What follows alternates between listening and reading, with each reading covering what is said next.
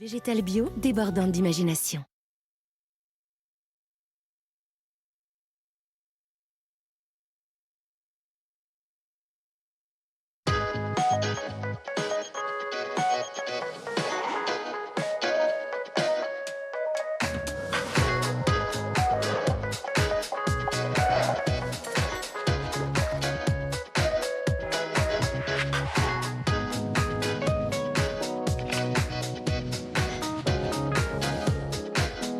Bonjour à tous, merci à nouveau d'être avec nous sur France 3 Occitanie. Alors non pas pour une émission dite classique de 9h50 le matin, nous allons bousculer notre antenne pour vous proposer une émission autour de l'entraide, de la solidarité. Après les intempéries qui ont lourdement touché notre région et particulièrement le département de l'Aude, je vous rappelle que le département reste en vigilance rouge, crues et inondations. Alors nous allons tenter ce matin plutôt de vous apporter les moyens de mieux vivre cette situation. Alors, cette émission ne s'adresse pas forcément aux sinistrés. On est conscient qu'ils ne seront pas forcément devant leur télévision ce matin, mais peut-être vous, téléspectateurs, peut-être que vous êtes des proches des sinistrés, des personnes les plus touchées par ces intempéries. On va vous donner ces moyens pour pouvoir leur prêter main forte, venir en aide ou tout simplement aussi en guise de prévention. Alors, nous avons sollicité nos experts autour de cette table. Je vais vous les présenter.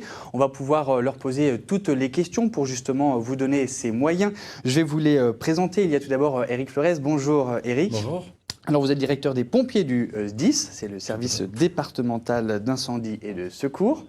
Avec nous également Michel Bernarda. Bonjour Michel, vous êtes juriste au CLCV, nos téléspectateurs vous connaissent bien et avec vous, nous essaierons de comprendre quelles sont les différentes étapes à suivre par rapport aux assurances, aux sinistrés justement. Clément Maragou est avec nous également. Bonjour Clément, vous êtes président de la délégation départementale Croix-Rouge Hérault. Et puis nous avons également convié Jean-François Chiarini. Bonjour Jean-François, vous êtes psychiatre. Donc, nous allons pouvoir répondre à l'ensemble de vos questions, chers téléspectateurs. Nous sommes en direct et d'ailleurs, nous sommes également diffusés sur tous les Facebook de tous les réseaux France 3 dans toutes les régions. Donc, n'hésitez pas à nous solliciter. On va pouvoir répondre à toutes vos questions et vous allez pouvoir nous les soumettre. C'est Gilles Machu qui est à mes côtés. Bonjour Gilles. Bonjour Michael. Alors Gilles, vous allez vous réceptionner justement l'ensemble des questions que se posent les téléspectateurs. Voilà, grâce à cet outil, on va pouvoir réceptionner l'intégralité des questions de nos internautes. C'est en fait toute la force d'un réseau, celui de France 3, qui se met au service de la solidarité. Oui. Donc vous pouvez poser vos questions en envoyant un mail à Occitanie, vous connaissez bien tous ce mail, occitaniematin@francetv.fr et nos experts seront là pour répondre à vos questions. Voilà, puis même sur les Facebook, bien sûr. Absolument, n'hésitez pas, on a accès à Facebook et au mail de occitaniematin@francetv.fr. Très bien, merci beaucoup. Donc n'hésitez pas, nous sommes en direct, donc à nous solliciter. Nos experts répondront à toutes vos questions. Et puis nous serons bien sûr sur place tout au long de cette émission.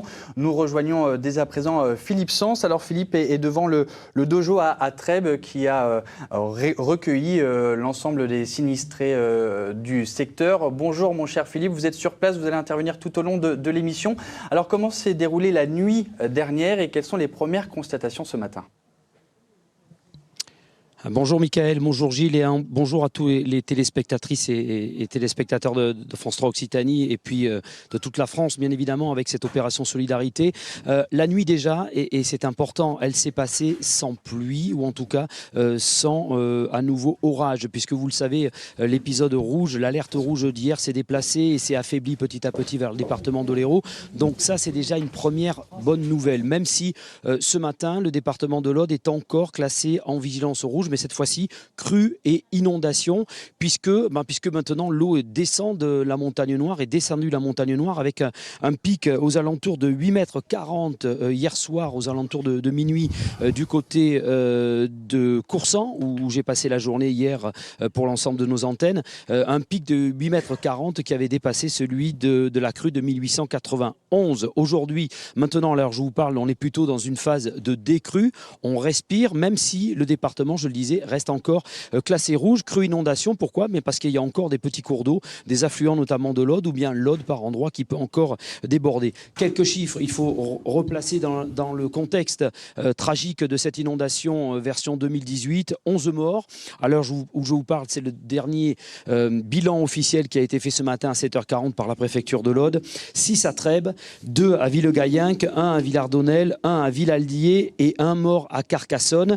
Il y a pour l'instant 3 3 personnes portées disparues dans le département de l'Aude, une à Puchéric, une à Villegayenc et une à Villallier. Et puis une vingtaine de familles qui n'ont pas de nouvelles. Elles savent que leurs proches sont en vie puisqu'on les a aperçus ici et là parce qu'ils ont des nouvelles indirectement, mais en tout cas ils n'ont plus contact avec une vingtaine de proches.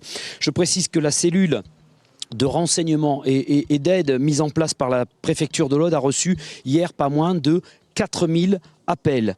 Quelques dégâts lourds du côté des infrastructures routières, pour l'instant impossible, vous vous en doutez, de les chiffrer. Sachez quand même que par exemple à Villallier, il y a une route qui s'est complètement effondrée. Il y a 10 000 personnes ce matin qui sont dans ce département de l'Aude privées d'eau potable. Il y a 1500 personnes qui sont sans téléphone et entre 5005 et 6500 personnes privées d'électricité. Les moyens sur place, c'est important parce qu'ils ont réalisé par exemple, ne serait-ce que hier, 141 hélitreuillages avec 9 hélicos mobilisés. 680 pompiers encore à pied d'œuvre ce matin et toute la nuit, une centaine de policiers, 250 gendarmes et 250 militaires qui ont été détachés pour assurer la sécurité des biens. Bien évidemment, vous l'avez dit, Michael, hein, il y a des sinistrés qui ont dû quitter leur logement et pour éviter que ces logements se fassent piller, eh bien, des militaires ont été réquisitionnés. Derrière moi, vous l'avez dit, le dojo, c'est l'un des 2 points d'accueil de la ville de Trèbes qui a payé un lourd tribut. Il y a 2 lieux, le dojo où il y a une 60aine de personnes qui ont passé la nuit et puis ensuite il y a l'espace Paul Riquet où il y a une 40aine de personnes qui ont passé la nuit. Parmi les gens qui ont passé la nuit justement dans ce dojo derrière moi, il y a Jean-Pierre. Bonjour Jean-Pierre, vous venez de Vendée, vous étiez en vacances dans l'Aude quand vous avez été frappé. D'abord, première question, comment s'est passée la nuit dans ce dojo ? Excellente. La nuit a été très très bien organisée, très bien gérée. On a été surveillé en permanence par la Croix-Rouge et par les bénévoles. En plus, il y a eu une très grosse solidarité de la part des gens qui ont amené des couvertures, des vêtements. Parce que vous n'aviez plus rien, vous ? Moi, je suis un privilégié puisque je naviguais en bateau. J'ai loué un bateau au port du Sommail, je l'ai remonté direction Carcassonne et je me suis arrêté pour la nuit à Trèbes, sur la rive droite, là où il y a eu beaucoup de dégâts au niveau des bateaux. Mais j'ai passé la nuit de dimanche avec mes coéquipiers à tirer le bateau pour le mettre en zone protégée. Ouais. Jusqu'à temps que les pompiers, vu la force du courant, nous évacuent parce que ça devenait dangereux. Avec effectivement des images impressionnantes à Trèbes ce matin. Quand je suis arrivé avec l'équipe, on a vu carrément des bateaux qui avaient été portés sur les berges, soulevés, portés sur les berges et ils n'étaient plus du tout sur le canal. Vous avez eu peur? Comment ça s'est passé? Racontez-nous cette nuit quand ça vous est tombé vraiment dessus par surprise? C'est arrivé d'un seul coup. L'eau a commencé, la pluie a commencé à tomber de manière importante et surtout continue.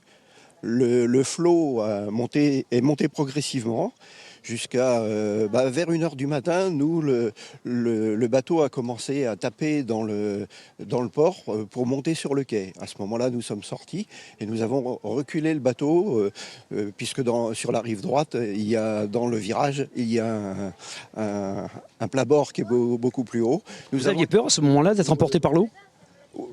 Peur d'être emporté, non, parce qu'on était toujours on avait toujours la possibilité de s'accrocher au bateau, mais par contre on avait peur que le bateau monte sur le quai, et là ça aurait été catastrophique parce que après on peut plus sortir. Alors aujourd'hui, qu'est-ce qui va se passer? Vous allez passer, vous savez finalement ce qui va arriver. Vous allez retrouver votre bateau. On va vous rapatrier chez vous. Le bateau est en sécurité pour le moment, puisque le flot étant descendu, il est resté là. On a eu du mal à contacter les propriétaires du bateau à qui on a loué, mais vu l'importance de FR3, ils nous ont contactés juste avant l'interview pour nous dire écoutez, on va trouver une solution. Dès que les routes seront dégagées, on vous enverra un taxi pour vous ramener sur la base où vous pourrez récupérer vos voitures. Voilà, c'est ça aussi la solidarité pour France 3. Je vais appeler à mes côtés un autre sinistré qui se met à l'abri parce qu'il recommence à pleuvoir. Je ne sais pas si vous le voyez sur Trèbes. Merci Jean-Pierre. Merci Jean-Pierre. Voilà, à mes côtés donc un autre sinistré qui vient de Suisse, si je ne m'abuse, c'est ça, de Vevey. Vevey, voilà. Vous êtes suisse, alors vous aussi, vous êtes retrouvé pris au piège ici à Trèbes, à bord d'un bateau. Oui, alors nous sommes arrivés avant hier soir à Trèbes, et puis on a mangé, on était bien reçus à Trèbes. Et vers 5h30 du matin, on est venu frapper à la porte pour nous dire, écoutez, il faut Vous n'étiez pas sur un bateau, vous étiez Oui, dans on était une sur un bateau. Ah oui, d'accord, ok. On est venu nous dire qu'il faut quitter l'embarcation parce que l'eau monte. Je pense qu'il y avait bien 1,50 m d'eau. Et on est parti. La première chose était de savoir ce qu'on voulait prendre en priorité. Ces médicaments, ces nattels, l'argent, papier. Et on nous a récupérés, on est venu ici passer la nuit. On était très bien reçus et je trouve que je dis merci à l'ensemble des personnes qui nous ont reçus, que ce soit les bénévoles, que ce soit la mairie. C'était extraordinaire. Puis je ne pensais ému pour toutes les personnes qui ont passé par le deuil et puis qui ont leur maison écroulée et tout. C'est la première fois que vous vivez un tel événement? Oui, oui, oui. En Suisse, on a aussi des inondations, on a des averses partielles à présent. C'est un peu un nouveau phénomène qui arrive. Je ne sais pas si c'est le changement climatique, c'est un peu notre responsabilité. Il faudra qu'on y réfléchisse à ça. Comment on vit, qu'est-ce qu'on consomme et qu'on préserve un peu cette nature. C'est un peu notre souci, présent, de tous. Vous avez eu un soutien psychologique à l'intérieur Oui, tout à fait. Mais ça va aller. Nous, on n'a rien perdu. On va partir, on va reprendre nos voitures qui sont à Omps, puis on va continuer notre périple en France, il n'y a pas de souci. Merci en tout cas de ce témoignage. Je vous propose, merci alors qu'on est en train de me donner un parapluie, effectivement on en a bien besoin. Je vous propose de faire une petite pause et justement, puisque nous parlons de Trèbes, Michael, je vous propose de replonger, sans jeu de mots bien évidemment, dans ce qui s'est passé hier à Trèbes avec un reportage de l'une de nos équipes qui était mobilisée hier sur ce département de l'Aude, à savoir Alexandre Grelier et Frédéric Guibal, qui étaient les premiers hier matin, tôt, à constater ce qui se passait ici dans cette commune, durement touchée déjà, voici quelques mois, je vous le rappelle, par les attentats terroristes et cette fois-ci à nouveau frappé, mais cette fois-ci par les aléas du climat. Reportage. Toute la matinée, les hélicoptères ont multiplié les treuillages à Trèbes, car certains habitants pris par la brusque montée des eaux n'ont pas eu d'autre choix que de se réfugier sur leur toit pour attendre les secouristes. Ça va aller, madame? Allez. Allez, je ferme, mets le chauffage. D'autres n'ont pas eu cette chance. Au fur et à mesure de la progression des pompiers, le bilan s'alourdit. En fin d'après-midi, il était de 6 morts pour la seule commune de Trèbes, car l'alerte rouge a été déclenchée tardivement, en fin de nuit, alors que la plupart des habitants dormaient encore. Quand Bernard s'est réveillé, l'eau atteignait déjà 1,50 m dans sa maison. Il a bien cru ne pas s'en sortir. Moi, je sais de me passer par une fenêtre, je suis pas arrivé, puis comme il y avait de l'eau dehors et dedans, j'ai pu ouvrir la porte. De l'eau jusqu'ici. Il y a tout, un bras, ça emporte tout. Déjà déployés sur d'autres secteurs du département, en amont de Trèbes, les secours n'ont pas pu arriver massivement et immédiatement sur place. Les premiers hélicoptères sont arrivés vers 9 h et il a fallu attendre le milieu de matinée pour voir débarquer les premières embarcations. Du coup, pompiers et gendarmes ont fait avec les moyens du bord pour évacuer les nombreuses maisons envahies par les eaux. Francis, lui, a eu 1 mètre d'eau chez lui et s'est réfugié au premier étage. Et moi, je me suis levé, c'était 6h moins 20. Et puis, j'ai entendu du bruit, j'ai entendu un ruissellement d'eau et je suis descendu et j'avais de l'eau déjà au genou. Ça s'est rentré de seul coup. Et je m'étais levé à 3h moins le quart à peu près. C'était 3h moins le quart, il n'y avait rien, c'était sec. La décrue s'est amorcée en début d'après-midi, mais le niveau de l'Aude reste encore très haut. Certains habitants commencent déjà le nettoyage, une façon de tourner la page dans une ville déjà durement frappée par les attentats de mars dernier. Nous rejoindrons tout à l'heure Philippe Sens, donc en direct sur place depuis Trèbes. Je vous rappelle que c'est une émission qui est totalement dédiée à la solidarité, à l'entraide. On vous parlait tout à l'heure donc de la possibilité de rentrer en contact avec nous puisque nous sommes en direct et nous venons de mettre en place un numéro de téléphone, Gilles. Exactement, un numéro de téléphone sur lequel les téléspectateurs peuvent nous appeler. C'est le 04 67 20 30 88, 04 67 20 30 88, comme vous le voyez. Il se met en bas de l'écran, voilà. Exactement. Donc n'hésitez pas à nous solliciter, à nous contacter, puisque encore une fois, nos 4 experts sur le plateau sont là pour répondre à toutes vos questions. Nous allons commencer d'ailleurs avec vous, Éric Flores. Donc vous êtes, je le rappelle, directeur des pompiers du SDIS. Quel est votre travail là, dans les prochaines heures sur place ? Donc une fois que toutes les missions de reconnaissance ont été effectuées, parce qu'il y a tout l'ensemble des maisons qu'il faut continuer à inspecter, puisqu'il y a encore des personnes qui sont disparues, donc il y a tout un travail de recherche, de reconnaissance qui continue à être effectué. Il y a les opérations de pompage, parce que l'eau va partir, mais elle ne va pas partir de tous les endroits. Il y a des endroits où il va rester de l'eau, donc il y a toutes des opérations de pompage qui vont commencer. Et après, dans un troisième temps, ce sera toutes les opérations de nettoyage. Mais déjà, dans un premier temps, je vous dis, c'est finir les reconnaissances, commencer le pompage. Et puis, comme vous parliez tout à l'heure de conseils, c'est éviter que les curieux viennent parce qu'il y a encore des cours d'eau en crue, il y a encore des tas d'actions. Il faut laisser travailler les services de secours, des associations et un peu tous les services municipaux qui doivent travailler. Donc, il faut éviter que tous les curieux, parce qu'on sait très bien que quelquefois, après certains sinistres, il y a plein de personnes qui veulent venir voir ce qui se passe. Donc, laisser travailler les secours encore.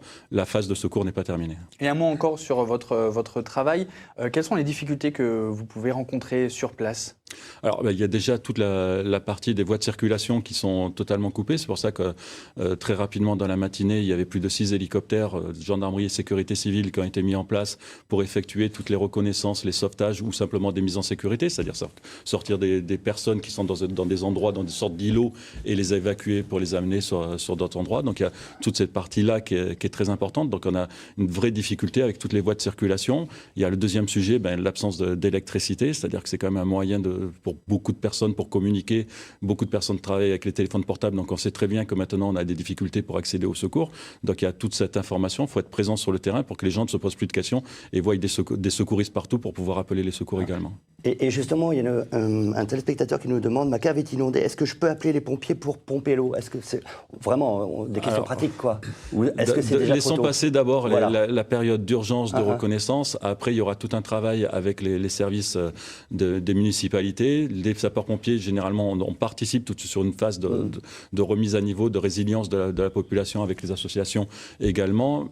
Mais dans un premier temps, il faut continuer à laisser les services de secours travailler parce que les reconnaissances ne sont pas faites. Il y a encore des gens qui ont besoin d'une vraie aide. Voilà. D'une vraie aide, d'accord. Alors justement, à propos d'aide, vous parliez donc des actes de premier secours. Vous disiez que là, c'était important que la population puisse les connaître. Ces gestes de premier secours. Il y a plusieurs choses. Déjà, savoir comment réagir face à un événement de vigilance orange ou de vigilance rouge. Donc, c'est fondamental de comprendre parce que la réaction n'est pas la même que l'on se situe pour la même vigilance inondation que l'on se situe face à un cours d'eau, qu'on se situe loin d'un cours d'eau. Enfin, il y en a un où il faudra peut-être rester dans sa maison. Il y en a un, si c'est une montée, il faudra peut-être sortir de sa maison. Mais si on sort et qu'il y en a un courant qui est devant, donc c'est là où il est important que la population se forme comment réagir face à ces événements, mais aussi comment réagir sur son lieu. C'est-à-dire qu'on ne peut pas donner des conseils généralistes à toute la population. Quelqu'un qui a 2-3 étages dans sa maison, il va rester dans sa maison, il va monter au 3e. Quelqu'un qui a simplement un rez-de-chaussée, à un moment, il faudra qu'il sorte. Donc c'est ça qu'il faut apprendre à la population. Alors, comment les téléspectateurs peuvent vous solliciter pour justement aider les sinistrés qui sont sur place? Dans quelle situation les téléspectateurs peuvent vous appeler pour dire « Voilà, je vois ça, je constate ça ». Pour nous, il faut vraiment garder les numéros d'urgence pour de l'urgence, donc de l'urgence vitale. Après, généralement, c'est les communes qui vont s'occuper de la remise à niveau et la reconstruction justement de leur municipalité, de leur territoire. Michel Bernarda, vous êtes avec nous également sur ce plateau. Vous êtes juriste pour l'Association de défense des consommateurs. On va parler donc, on va dire de l'après-coup, parce qu'il faut aussi prévoir maintenant l'après-sinistre, à commencer par les urgences. Alors, quelle est la première étape, finalement, que l'on doit absolument faire ? Alors, constituer ces preuves, les constituer, les réunir. Et alors, dans un moment qui est assez traumatique, en fait, pour les personnes qui sont confrontées, surtout dans l'Aude, mais il y a plein d'endroits où il y a du sinistre aussi, on n'est pas dans le même contexte. Donc, c'est quand c'est possible, parce que j'entends, plus d'électricité, donc de faire des photographies. Ça, oui. Les proches peuvent aussi rechercher, quand ils ont fait des fêtes de famille, les photographies d'intérieur par rapport à certains mobiliers. Il y a une envie. Souvent, on le sent chez les consommateurs, ils ont envie d'effacer tout, de nettoyer tout de suite tout ça, de revenir à la normale. Il y a ce besoin. Mais il ne faut pas. Alors, c'est pas qu'il faut pas, si, je pense qu'il faut que ça se fasse. Oui, mais ce qu'il faut, c'est essayer, dans la mesure du possible, de photographier le niveau de l'eau, les traces d'eau quand il y a eu montée d'eau, effectivement, toutes les dégradations, tout ce qui va concourir à prouver le sinistre. Parce qu'on n'en demeure pas moins dans un lien contractuel et juridique. Et donc, il faut donner un coup de main à ces personnes pour penser à récupérer tous les éléments de preuve et tous les éléments qui vont les aider à faire leur déclaration auprès de leur assureur. Et dès à présent, il faut qu'elles contactent leur assureur. Et justement, là, on a un mail de téléspectateurs. Mes parents ont tout perdu, électroménager, papier, facture. Dois-je prendre des photos ? Oui, il peut prendre des photos, il peut rechercher d'anciennes photos et puis il peut aussi commencer à essayer de connaître la société d'assurance pour contacter la société d'assurance parce que si on n'a pas le numéro de sociétaire ou quoi, il faut bien avoir une base d'entrée. Voilà. Alors, on n'est pas dans le vital, on n'est pas dans la première urgence, mais juste si on peut penser à faire ces photographies, c'est quand même une bonne chose pour plus tard parce que les démarches derrière vont être, importantes et parfois longues. Il y a un délai pour contacter son assurance après un sinistre? On demande de le faire dans les 5 jours, mais vous savez il va y avoir un arrêté interministériel de catastrophe naturelle. D'accord. Et là, c'est encore dans les 10 jours qui suivent. Et on a tous entendu, et la CLCV l'a bien entendu aussi, l'engagement des assureurs d'accepter toutes les déclarations de sinistres, même si elles ne se font pas immédiatement recommandées. Oui, parce qu'on ne pense pas à ça tout de suite. Voilà. Il faut marquer la date. Il faut marquer date. Il y a des communes où c'est évident qu'il y aura un arrêté interministériel de catastrophes naturelles, d'autres où c'est moins évident. Donc, attention, pensez à réunir le maximum de preuves. Le Premier ministre a annoncé une procédure de catastrophe naturelle accélérée. Ça veut dire que là aussi, ça va permettre une prise en charge plus vite ? Pour certaines communes, l'arrêté va sortir plus vite, mais après, vous avez des délais. C'est-à-dire qu'on voit bien, il y a des services d'urgence qui sont là, mais ils sont tous mobilisés. Ensuite, ça va être les experts, les assureurs. Et puis le moment de la reconstruction, c'est les sociétés aussi en termes de construction. On voit bien les délais, des fois, s'allongent au-delà de ce qui est légalement prévu. Normalement, c'est cadré par la loi dans le cadre de la catastrophe naturelle. Mais sur le terrain, on voit bien en usage que ce n'est pas toujours le cas. Pardon. Et si on parle concrètement, si on a contracté des crédits en cours, est-ce qu'il est possible de les arrêter, de les stopper, le temps que tout ça se remette en place ? Alors, il faut voir si le crédit est lié, s'il y a une possibilité de suspendre effectivement ou pas. Donc là, on rentre déjà, on est loin. La première chose, constituer des preuves. Après, pour ces aspects-là, effectivement, je disais, rechercher des documents, c'est qu'on a tout perdu. Là, je pense aux témoignages. Ouais. Mes parents n'ont plus rien.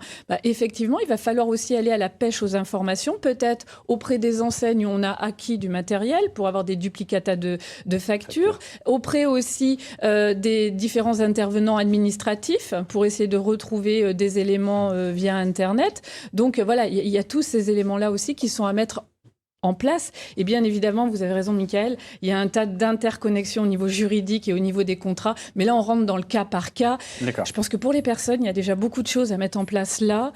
Donc, on constitue au maximum les éléments de preuve.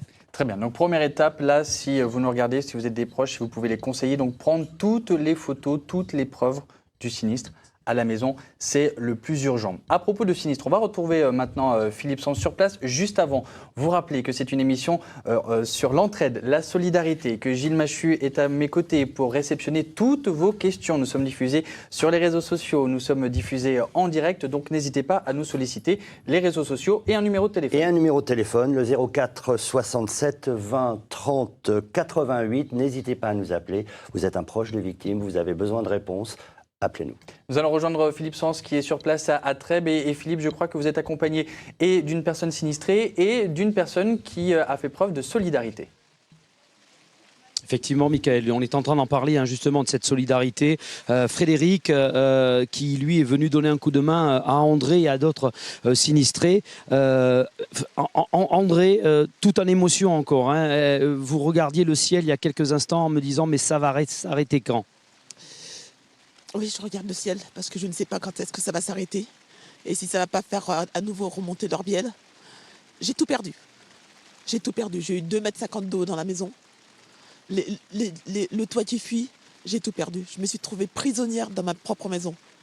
Car les volets roulants, une fois qu'on a coupé l'électricité, les volets ne se relèvent pas. Et l'eau était à l'intérieur ? Et l'eau était à l'intérieur. Et j'ai réussi, par force du bras, à soulever un petit peu le store, passer la tête et faire signe que j'étais présente dans la maison. Mais c'est difficile, c'est dur quand on a tout perdu. Et lorsqu'on s'en sort, on voit arriver les pompiers. Ils nous ont fait traverser dans l'eau froide. Et je pensais que ça se terminerait là. Et non, j'ai eu toute une équipe qui m'a pris à bras le corps, qui m'a porté, qui m'ont emmené au dojo, ils m'ont donné du linge chaud, bien chaud, à manger. Ça m'a réconforté. Mais impossible pour moi d'arrêter de pleurer, parce que c'est ma première fois. Vous avez été il y a une cellule psychologique aussi qui est venue hier soir ou cette nuit. Oui. Déjà cette nuit, mais déjà quand je suis arrivée, on l'a fait déplacer pour moi parce que j'étais dans un état pas possible. On a fait appeler mon médecin. Et là maintenant ça va mieux. Je peux vous parler sous médicaments, ça va déjà mieux. Mais j'ai tout perdu. Et il n'y a pas que moi. Moi c'est du matériel. Mais il y a tous ceux qui ont perdu des proches. Vous voyez, nous avons eu monsieur le maire qui est venu nous rendre, qui nous accompagne. C'est même pas une fois, c'est que depuis que je suis là, il est présent. Et il nous rassure.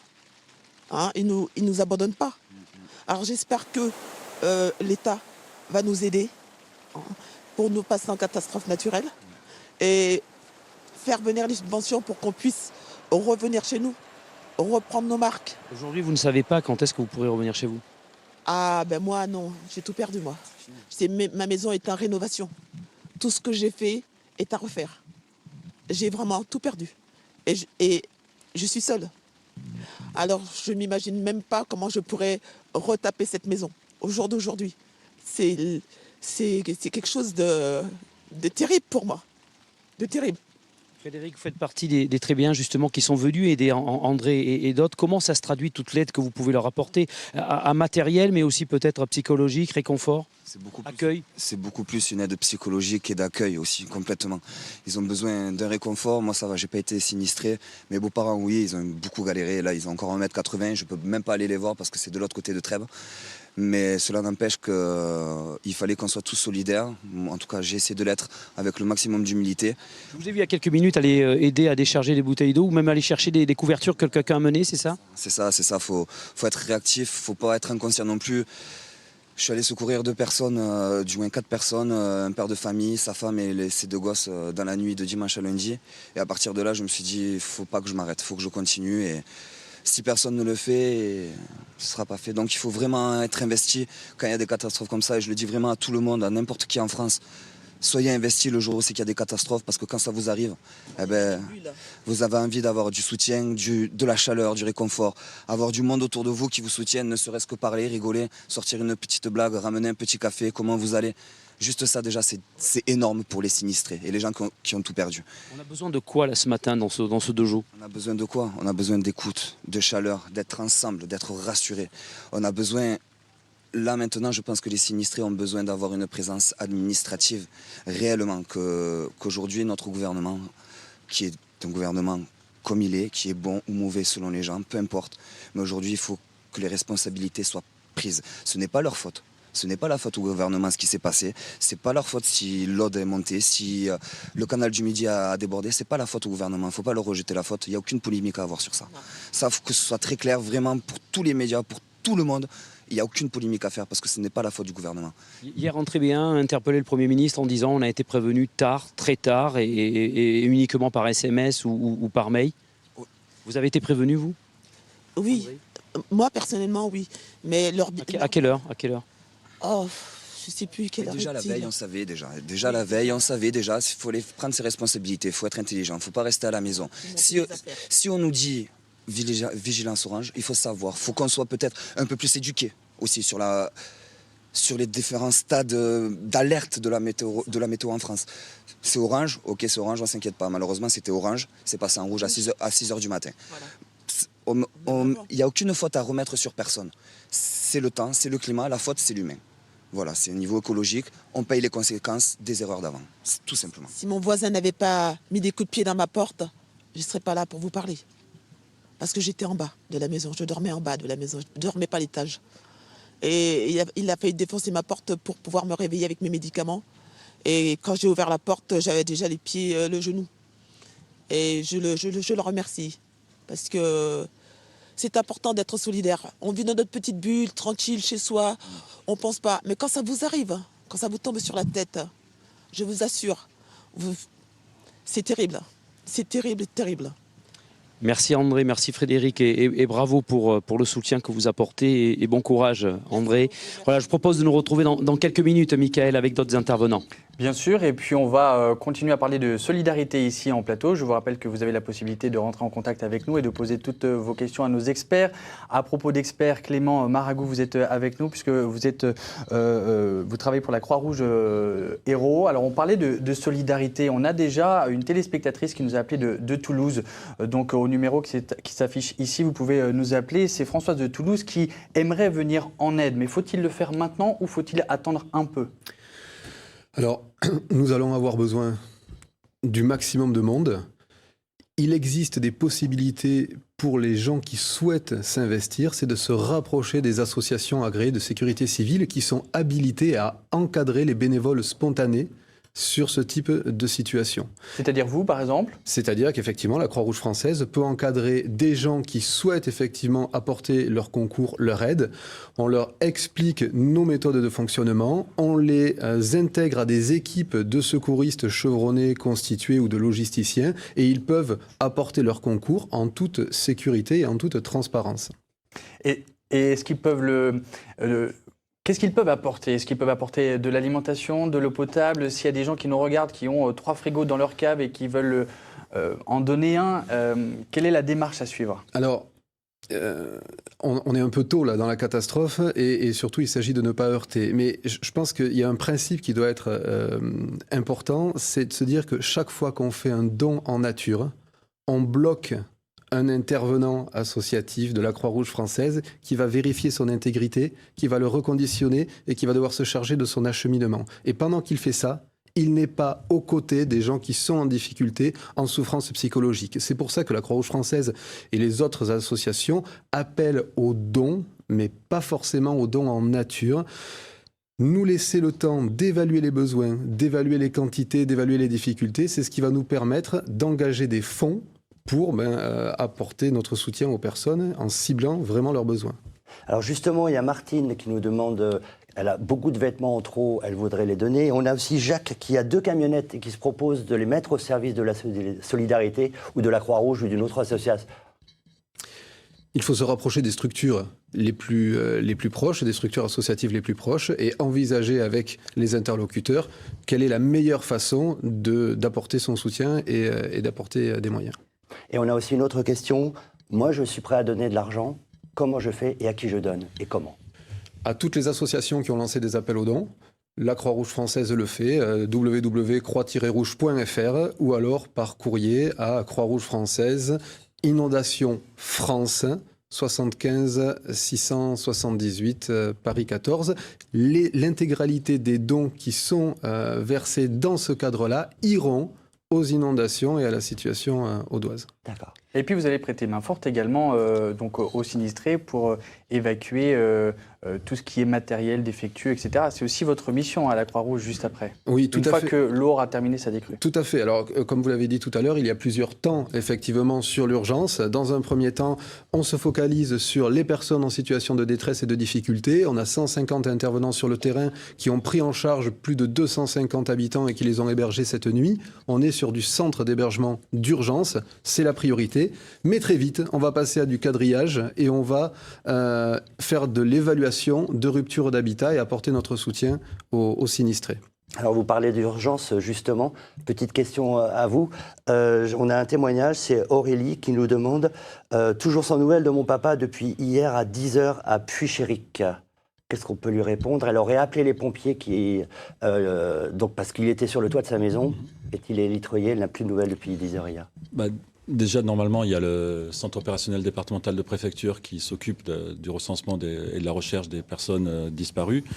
Continuer à rappeler le SDIS. Normalement, les sapeurs-pompiers ont dû faire des reconnaissances sur le lieu et donc ça a été identifié. Maintenant, peut-être qu'avec la somme des interventions, le retour n'a pas pu être fait à cette personne. Mais je pense que s'il y a vraiment une personne disparue, elle peut rappeler les services de secours pour justement faire cette recherche. Mais en priorité, il y a le numéro vert de la préfecture que je n'ai pas en tête, mais la préfecture de l'Aude a un numéro pour la recherche de victimes au sein du centre opérationnel. On va le trouver, oui. D'accord. Nous sommes en direct, une émission sur la solidarité et l'entraide. Je vous rappelle que vous pouvez pouvez nous solliciter, nous sommes en direct, nous sommes diffusés sur tous les réseaux sociaux de France 3, donc n'hésitez pas à prendre contact avec nous. Et puis il y a un numéro de téléphone également, il y a déjà beaucoup d'appels, donc n'hésitez pas à poser toutes vos questions. Le numéro s'affiche juste en bas, Gilles, on peut le rappeler, 04 67 20 30 88. Michel, vous vouliez rajouter quelque chose? Oui, par rapport à ce qui vient d'être dit par la Croix-Rouge et par rapport aussi au témoignage d'André qui disait j'espère que l'État va nous aider pour passer en catastrophe naturelle. Philippe, oui. Attention, la catastrophe naturelle,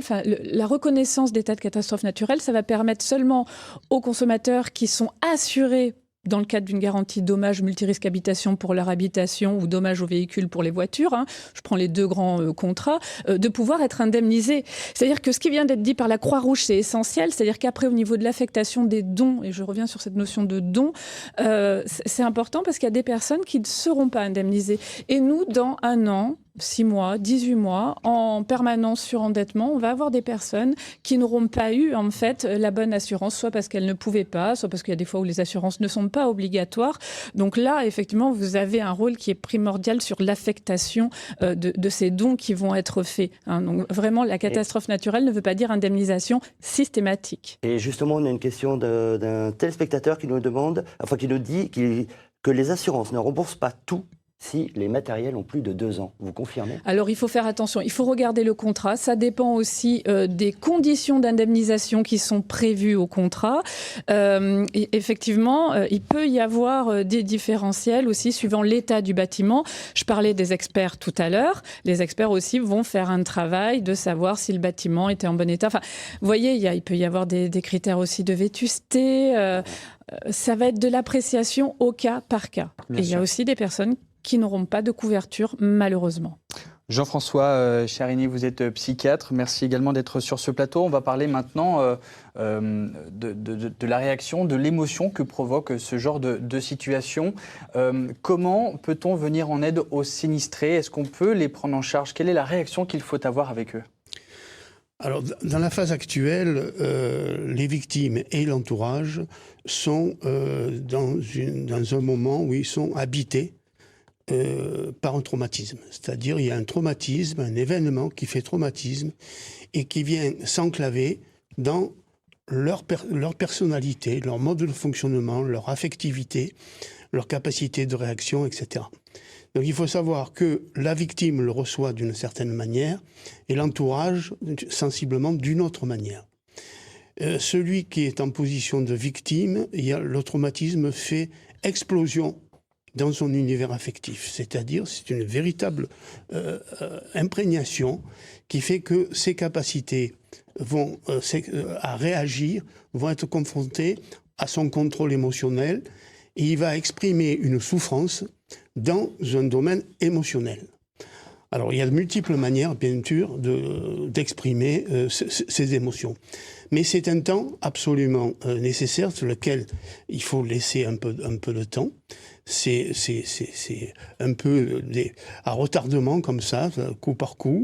Il y a d'abord un effet souvent de sidération, puis il y a un effet d'essayer de parler, puis d'expression d'émotions très variées. L'entourage est là justement pour recevoir ces éléments émotionnels. Il est important de ne pas vouloir rassurer tout de suite. Ou de tenir des propos qui n'ont pas beaucoup de sens en disant mais tu vas t'en sortir, ouais. C'est une question de volonté, etc. Il ne faut pas rentrer dans ce genre de discours. Il faut offrir une qualité de présence humaine. C'est-à-dire que l'entourage proche est inscrit dans une histoire avec la victime et ils vont partager dans leur histoire l'apparition d'un traumatisme, vécu chacun à leur manière. Donc c'est d'abord ça qui est nécessaire. Alors il y a des cellules psychologiques, effectivement, pour lesquelles pour les gens, il y a des gens qui ont besoin, d'autres qui n'ont pas besoin. C'est pas pour les obliger à parler tout de suite, c'est pour dire qu'il y a là quelque chose à un temps X qui se passe. Cet événement va faire trace dans la mémoire, il ne s'oubliera pas. C'est quelque chose qu'on ne peut pas oublier. Dire tu y penseras plus, etc. Et ce traumatisme va s'exprimer dans un deuxième temps de manière différente. par de l'anxiété, par un sentiment d'insécurité, par des troubles du sommeil, etc. Pourquoi ? Parce que ça interpelle le sujet en tant qu'être conscient, mais inconscient.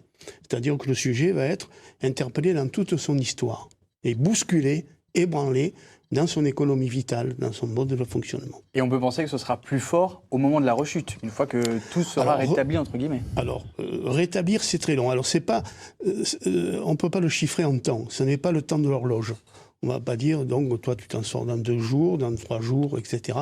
Ce n'est pas le temps de l'horloge. Quelquefois, il y a des temps de silence, et puis ça peut ressurgir beaucoup plus tard. Mais l'important, c'est que le sujet n'en fasse pas, ne veuille pas le mettre trop à distance. Plus il le mettra à distance, plus il sera rattrapé par l'événement. S'il a besoin de l'exprimer, il faut qu'il l'exprime au moment où ça vient. Et il faut qu'il trouve un lieu de parole. Ça peut être un lieu de parole auprès des proches ou auprès de spécialistes, psychologues ou autres. Il n'est pas atteint d'une maladie à ce moment-là. Hein, c'est-à-dire, il n'est pas encore dépressif. Mais l'événement peut générer des troubles du fonctionnement affectif qui peuvent amener le sujet soit à un trouble anxieux, soit à un trouble même dépressif. À ce moment-là, il faut acte de spécialiste pour travailler sur le trauma. Gilles, vous avez une question téléspectateur ? Oui, c'est assez... un exemple vraiment concret, c'est toutes mes photos, c'est-à-dire pratiquement toute ma vie a été détruite. Qu'est-ce que je peux faire ? S'il n'y a pas possibilité de récupération de photos par des moyens de sauvegarde, c'est très très difficile. Je crois qu'à ce moment-là, il faut que ces photos s'inscrivent dans la mémoire, au-delà du visuel. C'est-à-dire, il faut que le sujet se place dans ce que les photos exprimaient, pas rechercher exactement le visage, etc. C'est-à-dire, qu'est-ce qui a été partagé dans cette photo ? À quel moment de la vie cette photo a été prise ? Et à ce moment-là, penser à cette chose-là qui va inscrire, non pas visuellement, mais dans la mémoire psychique et affective, le souvenir que véhiculait cette photo. D'accord. Voilà, on vous donne tous les moyens, hein, je vous l'ai dit, pour essayer de vivre cette situation, pour pouvoir apporter votre aide aux sinistrés ou à vos proches si vous en connaissez. Le numéro de téléphone s'affiche en bas de cet écran. Nous sommes en direct. Gilles, vous les réceptionnez bien entendu, comme les messages sur les réseaux sociaux. Absolument, et d'ailleurs on a une question très précise pour vous, mon général. C'est c'est une personne qui habite Badins mais qui n'habite pas sur place et elle s'inquiète pour sa maison pour savoir si elle a été détruite. Comment elle peut avoir cette information? Alors, ça ne fait pas partie, malheureusement, pour cette personne des urgences de premier secours. Oui. Donc, pour l'instant, elle ne pourra pas appeler parce qu'on ne va pas aller faire une reconnaissance pour vérifier si la maison est en bon état ou pas en bon état. Malheureusement, il faut attendre que la décrue s'opère et après, ça sera à elle de venir visiter son logement. D'accord. Voilà. Nous allons regarder maintenant un reportage sur la solidarité, puisqu'on en parlait, le temps de faire un petit point avec Philippe, avec les questions que vous nous envoyez. C'est un reportage sur la solidarité qui a été fait par Christophe Romain, une solidarité qui a été mise en place dès hier, dès les premiers cas de sinistre, et c'était à Villegayenc. Regardez. Ce soir, Villegayenc pense ses plaies. L'heure est au grand nettoyage. Les voitures emportées par l'eau sont déblayées à l'aide d'engins de levage. Il faut évacuer l'eau et la boue des maisons dans lesquelles tout le rez-de-chaussée a été submergé. Il n'y a plus rien en état, quoi. Voilà, on se demande comment ça peut monter à cette hauteur, quoi. Voilà, ça tombe même du plafond. Sur place, la solidarité s'organise. Des voisins viennent en aide aux sinistrés. Quand on voit les gens dans la mouise dans laquelle ils sont, on se devait d'être là. Donc voilà, je veux dire, on fait ce qu'il y a à faire. Bon, avec nos petits moyens, des fois des mains, des fois des raclettes, mais il n'y en a même pas assez, mais bon.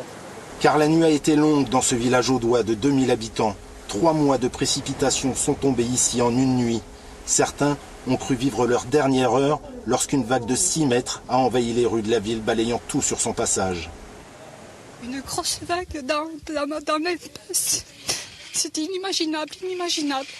C'est monté au moins à 6 mètres d'eau. Hein. C'est quelque chose de terrifiant. On n'a pas dormi de la nuit, les portes ont explosé, le portail qu'il faut être 5 pour le soulever, il a été remué comme un brin de paille. Enfin, tout est parti, les voitures, tout est parti vraiment. Une catastrophe. On ne sait plus ce qu'on va faire seulement. Les pompiers ont œuvré toute la journée. Ils ont reçu des renforts de plusieurs départements ainsi que de l'armée. Plus de 60 personnes sont intervenues avec des équipes spécialisées secours nautiques qui sont venues porter assistance aux personnes qui étaient en difficulté dans les habitations et pour faire de nombreuses reconnaissances sur l'ensemble du secteur. Ce soir, le bilan humain sur la commune s'élève à 2 morts et 6 blessés. Mais les Villegayencois restent traumatisés par cette nuit dramatique qu'ils ne sont pas prêts d'oublier. Nous poursuivons cette émission en direct 9h50 et il est temps de faire un point sur l'ensemble de l'actualité avec vous, Valérie Luxé-Cohen. Merci de nous avoir rejoints. Bonjour. Quel est le bilan après tous ces sinistres ? Eh bien, le bilan, Michael, il vient de s'alourdir d'après nos confrères de l'Indépendant, puisque le journal annonce que 2 autres corps viennent d'être retrouvés, ce qui porterait à 13 le nombre de victimes. Alors, une cellule d'urgence médico-psychologique est ouverte depuis hier à l'hôpital de Carcassonne, un hôpital toutefois fortement impacté par ces intempéries, puisqu'une partie des locaux a été inondée. Conséquence, eh bien, les opérations programmées aujourd'hui ainsi que les consultations sont annulées, mais il est important de dire aussi que la maternité, les urgences et le centre de dialyse continuent de fonctionner. Concernant les établissements scolaires, ils sont tous fermés, écoles, collèges, lycées. Et du côté de la SNCF, le trafic devrait reprendre en fin de matinée entre Castelnaudary et Carcassonne. En fin d'après-midi entre Narbonne et Béziers, mais entre les deux, entre Carcassonne et Narbonne, eh bien, il n'y a pas de reprise annoncée avant jeudi en raison de la crue de l'Aude. Attention, il n'y a aucun bus de substitution. Enfin, côté route, de nombreux axes restent coupés, notamment autour des 50 communes touchées par les intempéries. Et sachez que le numéro de la cellule d'information au public de la préfecture reste actif. C'est le 04 68 10 29 00.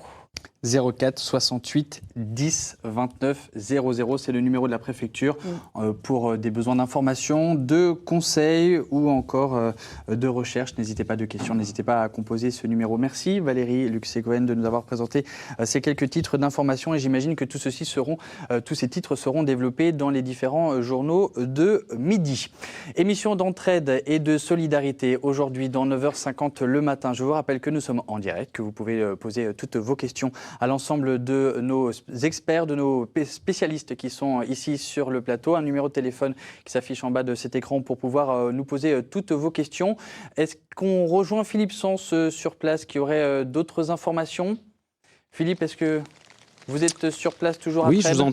Je vous entends, Michael, oui, effectivement, je vous entends. Simplement pour vous dire que petit à petit, certains sinistrés sont en train d'être récupérés par leurs familles qui peuvent accéder enfin à Trèbes. Hier, Trèbes, c'était très compliqué, même ce matin encore, puisqu'il fallait accéder à ce dojo qui est derrière moi et qui a accueilli une 60aine de sinistrés cette nuit. Il fallait passer par le nord de la commune, par Ville-du-Ber. Ville-du-Ber, d'ailleurs, où l'un des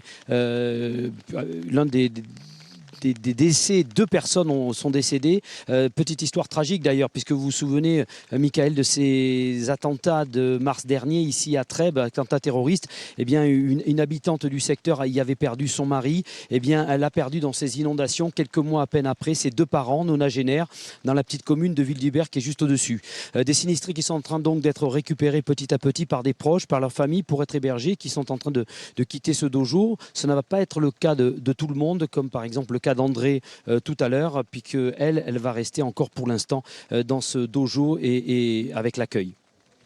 Merci Philippe d'avoir été avec nous. Je suppose que vous allez rester encore un peu sur place pour couvrir les événements qui vont se dérouler d'ici quelques heures, quelques minutes à Trèbes. Donc restez bien avec nous, mon cher Philippe. Merci d'être sur place.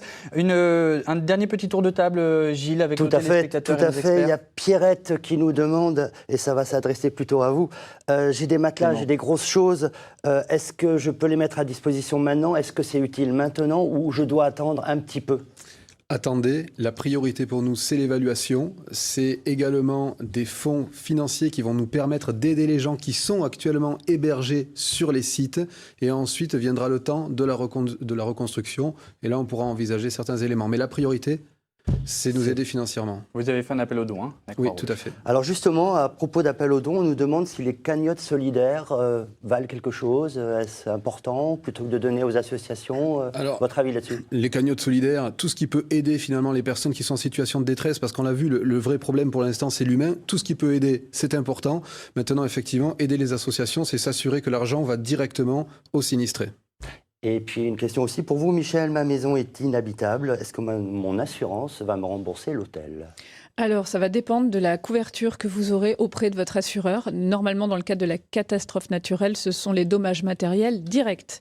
Donc, il faut qu'il y ait une extension de garantie dans votre contrat d'assurance. S'il y a des questions, la CLCV de Carcassonne, dès que l'alerte rouge est levée, rouvre ses permanences. Donc, c'est le mardi, le mercredi et le jeudi. Donc là, on est vraiment sur une question cruciale puisque c'est toutes ces questions d'extension de garantie qui vont se poser cruellement aux consommateurs. Et dernière question, il y a Mireille qui nous dit qu'elle a une chambre de disponible et qu'elle est prête à accueillir des naufragés de ce sinistre. Qu'elle se fasse connaître auprès des structures qui sont sur place. D'accord. À propos de solidarité, là c'est vraiment le direct. Philippe, vous êtes accompagné d'une personne justement qui souhaite donner ses vêtements. Un exemple donc de solidarité ce matin. Oui, à l'instant même, effectivement, Michael, Frédéric à mes côtés et Alice, 11 ans, sa petite fille. Vous avez été impacté, vous, par les inondations? Oui, très légèrement par rapport à d'autres personnes qui ont eu moins de chance que nous. Voilà. Et vous venez porter quoi alors ce matin? On apporte des vêtements pour des enfants, des adultes. On s'est inscrit en tant que bénévole aussi au niveau de la mairie pour pouvoir aider les gens qui en ont vraiment besoin, quoi. Voilà. Donc tout est recensé, tout est bien organisé, il faut passer par la mairie? Oui, c'est ça. Oui. On s'inscrit auprès de la mairie et voilà. Et toi, Alice, qu'est-ce que tu as dans tes sacs? J'ai des habits pour des personnes qui en ont le plus besoin que nous. On a des couvertures aussi et on va faire ce qu'on peut pour aider les personnes qui peuvent plus habiter dans leur maison. Voilà, merci en tout cas, bravo à vous deux. Voilà un exemple de solidarité ici à Trèbes depuis hier soir, ici à ce dojo. Merci. Absolument, ça c'est très fort, merci beaucoup. Alors, solidarité, on l'a bien compris, pour l'instant, on est encore dans le sinistre, donc essayez, vous, de votre côté, peut-être, chers téléspectateurs, de noter tout ce que vous pouvez peut-être donner, tout ce que vous pouvez offrir, comment vous avez envie d'intervenir, et surtout, ne le faites pas seul, on l'a compris avec vous, Eric, puisque vous êtes responsable des pompiers, on l'a compris aussi avec vous, Clément, ne pas agir seul, mais plutôt se rapprocher des institutions qui peuvent vous prêter main forte. Soyez forts également pour vos proches, c'est aussi le message qu'on peut donner. Jean-François?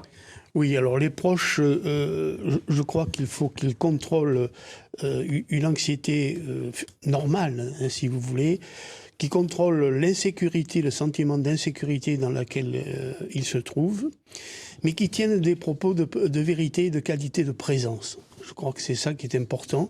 Il faut qu'il y ait une qualité humaine de présence et ne pas trop anticiper. Il ne peut pas anticiper ni du positif ni du négatif. Donc c'est dans un deuxième temps qu'ils vont retrouver une capacité à rentrer dans un processus psychologique de reconstruction et de résilience. Mais c'est trop tôt pour l'instant, ça va venir dans les jours qui viennent ou les semaines. Et donc Michel aussi, donc faire attention à toutes ces procédures administratives et donc il faut quand même les commencer dès à présent malgré tout ce que les habitants ont pu subir. Merci à tous les quatre d'avoir été en direct avec nous. Merci chers téléspectateurs d'avoir été aussi avec nous et d'avoir été aussi actifs dans cette émission. Je rappelle le numéro de téléphone de la préfecture 04 68 10 29 00 pour tout savoir, pour connaître les informations si vous avez des questions. Et nous avons toutes les informations, la solidarité continue.